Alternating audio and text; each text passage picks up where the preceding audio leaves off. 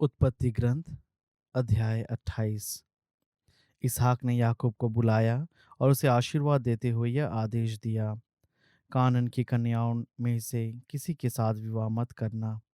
उठो, पद्दन अराम में अपने नाना बतूएल के यहाँ जाओ और वहाँ अपने मामा लाबान की कन्याओं में से किसी से विवाह कर लो। सर्वशक्तिमान ईश्वर तुम्हें आशीर्वाद दे, तुम्हें संतति प्रदान करे और तुम्हारे वंशजों की संख्या इतनी बढ़ाए कि तुम कई राष्ट्रों के मूल पुरुष बन जाओ। उसने इब्राहिम को जैसा आशीर्वाद दिया था वैसा ही तुम्हें और तुम्हारे वंशजों को भी दे, जिससे तुम इस देश के अधिकारी बन जाओ जहां तुम अब तक प्रवासी होकर रह रहे हो, और जिसे ईश्वर ने इब्राहिम को दिया था। इस प्रकार इसहाक ने याकूब को विदा किया। वह पद्दन अराम में अरामी बतूएल के पुत्री लाबान के पास गया। लाबान याकूब और एसाव की माँ रेबेका का भाई था। अब एसाव ने देखा कि इसहाक ने याकूब को आशीर्वाद दे दिया है और उसे यह आज्ञा देकर कि कानानी स्त्रियों में से किसी कन्या के साथ विवाह मत करना, पद्दन अराम भेज दिया है, तथा यह भी कि याकूब अपने माता पिता की आज्ञा मानकर पद्दन अराम चला गया है। तब एसाव को मालूम हुआ कि कानानी स्त्रियों उसके पिता को पसंद नहीं है, इसलिए एसाव इश्माएल के यहाँ गया और उसने अपनी अन्य पत्नियों के सिवा इब्राहिम के बेटे इश्माएल की पुत्री और नबायोत की बहन महलत से विवाह किया। याकूब ने बेरशेबा छोड़कर हरान के लिए प्रस्थान किया। वह किसी तीर्थ स्थान जा पहुंचा और वहां रात भर ठहर गया, क्योंकि सूर्यास्त हो गया था। उसने वहां पड़े हुए पत्थरों में से एक को उठा लिया और उसे तकिया बनाकर वहां सो गया। उसने यह स्वप्न देखा, एक सीढ़ी धरती पर खड़ी थी, उसका सिरा स्वर्ग तक पहुंचा था और ईश्वर के दूत उस पर से उतरते चढ़ते थे। ईश्वर याकूब के पास खड़ा हो गया और बोला, मैं प्रभु तुम्हारे पिता इब्राहिम का ईश्वर तथा इसहाक का ईश्वर हूँ। मैं तुम्हें और तुम्हारे वंशजों को यह धरती दे दूंगा जिस पर तुम लेट रहे हो। तुम्हारे वंशज भूमि के रजकणों की तरह असंख्य हो जाएंगे और पश्चिम तथा पूर्व, उत्तर तथा दक्षिण में फैल जाएंगे। तुम्हारे और तुम्हारे वंश द्वारा पृथ्वी भर के राष्ट्र आशीर्वाद प्राप्त करेंगे। मैं तुम्हारे साथ रहूंगा, तुम जहाँ कहीं भी जाओगे मैं तुम्हारी रक्षा करूंगा और तुम्हें इस प्रदेश वापस जाऊंगा, क्योंकि मैं तुम्हें तब तक नहीं छोड़ूंगा जब तक तुमसे जो कहा है उसे पूरा ना कर दूं। याकूब नींद से जाग उठा और बोला, निश्चय ही प्रभु इस स्थान पर विद्यमान है और यह मुझे मालूम नहीं था। वह भयभीत हो गया और बोला, यह स्थान कितना श्रद्धाजनक! यह तो ईश्वर का निवास है, यह स्वर्ग का द्वार है। उसने बहुत सवेरे उठकर सिरहने का वह पत्थर उठाया, उसे स्मारक के रूप में खड़ा किया और उसके सिरे पर तेल उडेल दिया। उसने स्थान का नाम बेतेल रखा। वह नगर पहले लूज कहलाता था।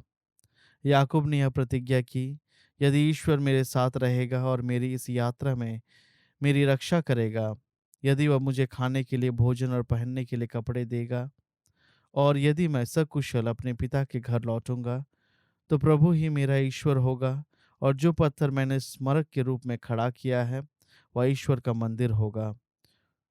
जो कुछ तू मुझे प्रदान करेगा मैं उसका दशमांश तुझे दिया करूंगा। अध्याय 29। इसके बाद याकूब आगे बढ़ा और वह पूर्व के निवासियों के देश में पहुंचा।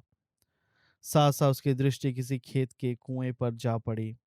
वहां भेड़ बकरियों के 3 झुंड थे, क्योंकि उस कुएं से ही उनको पानी पिलाया जाता था। कुएं के मुंह पर एक बड़ा पत्थर पड़ा हुआ था। जब झुंड वहां इकट्ठे हो जाते थे, तब चरवाहे कुएं के मुंह पर का पत्थर हटा देते और भेड़ों को पानी पिला देते थे। फिर वे उस पत्थर को कुएं के मुंह पर उसकी जगह रख देते थे। याकूब ने उनसे पूछा, भाइयों, तुम लोग कहाँ से आए हो? उन्होंने उत्तर दिया, हरान से आए हैं। फिर उसने उनसे पूछा, क्या तुम नाहोर के पुत्र लाबान को जानते हो? उन्होंने कहा, हाँ, हम उनको जानते हैं। तब उसने पूछा, क्या वह सकुशल है? उन्होंने उत्तर दिया, हाँ, वह अच्छी तरह है। देखिए, उनकी बेटी राहेल भेड़ों के साथ आ रही है।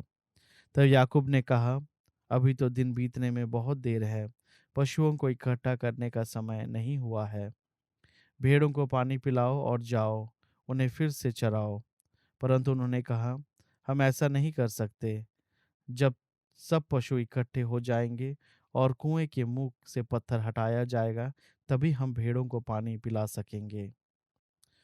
वह इस प्रकार उनसे बातें कर ही रहा था कि अपने पिता की भेड़ों के साथ राहेल वहां आ पहुंची। वह भेड़ें चराया करती थी। जब याकूब ने अपने मामा लाबान की बेटी राहेल को और अपने मामा लाबान की भेड़ों को देखा, तब याकूब ने पास जाकर कुएं के मुंह पर से पत्थर हटा दिया और अपने मामा लाबान की भेड़ों को पानी पिलाया। फिर याकूब ने राहेल का चुंबन लिया और फूट फूट कर रोने लगा। उसने राहेल को बताया कि वह उसके पिता का संबंधी और रेबेका का पुत्र है। यह सुनकर वह अपने पिता को यह खबर देने दौड़ पड़ी। जैसे ही लाबान ने अपने बहन के पुत्र याकूब के आने का सुसमाचार सुना, वह उससे मिलने को दौड़ा और उसे गले लगाकर उसका चुम्बन किया। फिर वह उसे अपने घर ले गया। याकूब ने लाबान से सब बातें कह सुनाई। लाबान ने उससे कहा, निश्चय ही तुम मेरे रक्त संबंधी हो।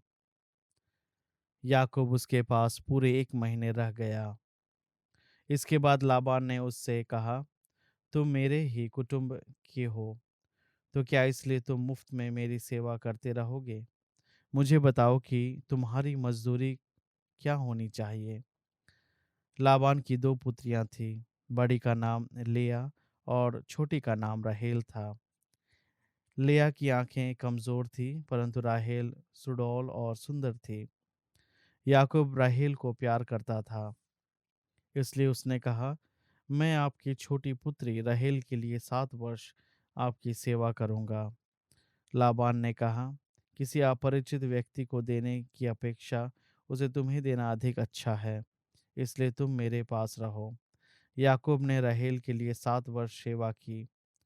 उसे उससे इतना प्रेम था कि उसका यह समय बहुत जल्द बीता हुआ जान पड़ा। इसके बाद याकूब ने लाबान से कहा, अब मेरी पत्नी मुझे दीजिए, जिससे मैं उसके साथ रहूं।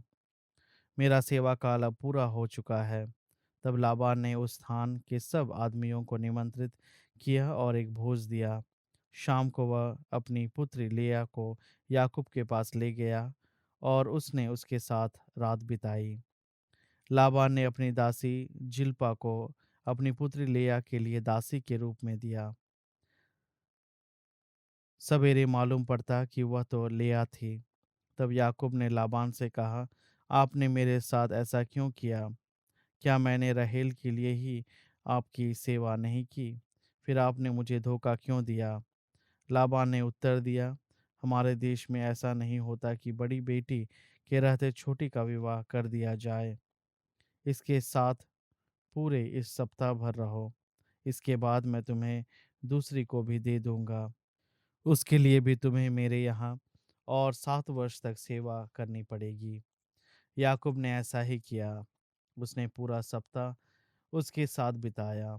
इसके बाद लाबान ने अपनी पुत्री राहेल को भी पत्नी के रूप में उसे दे दिया। लाबान ने अपनी दासी बिल्हा को अपनी पुत्री राहेल के लिए दासी के रूप में दिया। तब याकूब का राहेल से भी संसर्ग हुआ। वह राहेल को लेया से अधिक प्यार करता था। उसने उसके लिए यहाँ और 7 वर्षों तक सेवा की। जब प्रभु ने देखा कि लेया को समुचित प्यार नहीं मिल पा रहा है, तब उसने उसे पुत्रवती बनाया, परंतु राहेल निसंतान रही। लेया गर्भवती हुई और उसे एक पुत्र पैदा हुआ। उसने उसका नाम रूबेन रखा, क्योंकि उसने कहा, प्रभु ने मेरे दुख को समझा है। अब मेरे पति मुझसे अवश्य प्रेम करेंगे। इसके बाद वह फिर गर्भवती हुई और उसे एक और पुत्र हुआ। वह बोली, प्रभु ने यह जानकर कि मुझसे समुचित प्रेम नहीं किया जाता है, मुझे यह पुत्र भी दिया है। उसने उसका नाम सिमोन रखा। वह फिर गर्भवती हुई और उसे एक पुत्र और हुआ।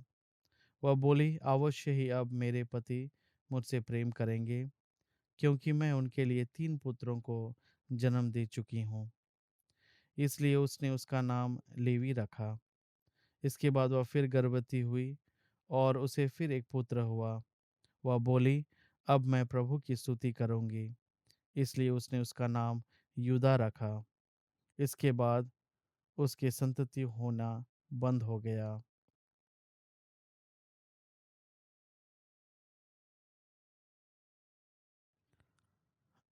स्तोत्र ग्रंथ 19। ईश्वर का अस्तित्व बोध। आकाश ईश्वर की महिमा बखानता है, तारामंडल उसका सामर्थ्य प्रकट करता है। दिन दिन को उसकी कहानी सुनाता है और रात रात को उसे बताती है। ना तो कोई वाणी सुनाई देती है, ना कोई शब्द और ना कोई स्वर। फिर भी उसकी गूंज संसार भर में फैल जाती है और पृथ्वी के सीमांतों तक उसकी ध्वनि। प्रभु ने आकाश में सूर्य के लिए एक तंबू खड़ा किया है। वह उससे इस तरह प्रकट होता है जिस तरह वह विवाह मंडप से निकलता है। सूर्य उत्साह के साथ शूरवीर की तरह अपनी दौड़ पूरी करने जाता है। वह आकाश के एक छोर से उदित होकर दूसरे छोर तक अपनी परिक्रमा पूरी करता है।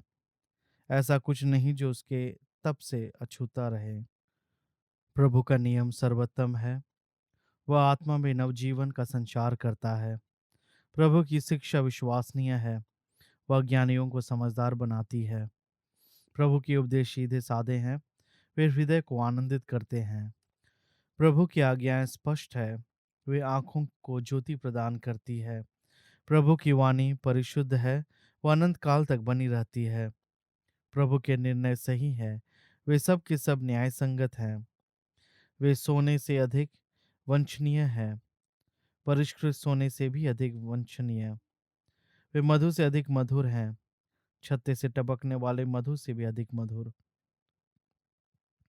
तेरा सेवक उन्हें हृदयंगम कर लेता है, उनके पालन से बहुत लाभ होता है। फिर भी कौन अपने सभी त्रुटियां जानता है। अज्ञात पापों से मुझे मुक्त कर, अपनी संतान को घमंड से बचाए रखने की कृपा कर। उसका मुझ पर अधिकार नहीं हो पाए, तब मैं निरपराध होऊंगा और भारी पाप से निर्दोष। प्रभु, तू मेरी चट्टान और मुक्तिदाता है। मेरे मुख से जो शब्द निकलते हैं और मेरे मन से जो विचार उठते हैं, वे सब के सब तुझे प्रिय लगे।